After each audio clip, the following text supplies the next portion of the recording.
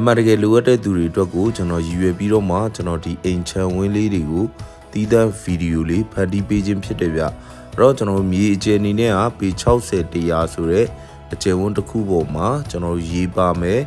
မီးပါမယ်နောက်တစ်ခုအနေနဲ့မိမိအတွက်အေးချမ်းချမ်းလေးနေထိုင်လို့ရတဲ့ landscaping ပိုင်းအားကောင်းကောင်းနဲ့ကျွန်တော်တို့ channel လေးတစ်ခုပါကျွန်တော်ဒီ channel လေးကပြင်းဦးနေမျိုးရဲ့ကြီးကိုင်ကြီးရွာလေးမှာရှိပြီးတော့မှကျွန်တော်မြေမျိုးစားအနေနဲ့ရွာမြေစစ်စစ်ဖြစ်မယ်ကျွန်တော်တို့လမ်းနှစ်ဖက်ပွင့်မယ်ကျွန်တော်တို့အိမ်ရဲ့အတွင်းပိုင်းရတယ်တကယ်ကိုနေချင်းစပွဲလေးဖြစ်အောင်ကျွန်တော်တို့ဖန်တီးပေးထားပါတယ်အဲ့တော့မိတ်ဆွေတို့ကကျွန်တော်ဒီလိုကာလာမျိုးမှာကျွန်တော်တို့အိမ်ငါးအနေနဲ့လည်းအဆင်မပြေဘူးမိမိအနေနဲ့ကျွန်တော်တို့ပြုံးနေဆိုတဲ့မျိုးလေးမှာအေးချမ်းချမ်းအနေနဲ့ကျွန်တော်တို့လာရောက်ပြီးတော့မှနေထိုင်မှုအတွက်ငွေကြေးအသင့်တင်ကိုသုံးစွဲမယ်လို့ရည်ရွယ်ထားရဆိုရင်တော့ကျွန်တော်ဒီအိမ်လေးကပေးရတဲ့ဈေးနဲ့ကျွန်တော်တို့ခေါ်ထားတဲ့ဈေးနှုန်းတွေကတော်တော်ကြီးကိုကျွန်တော်တို့အဆင်ပြေတဲ့အတွက်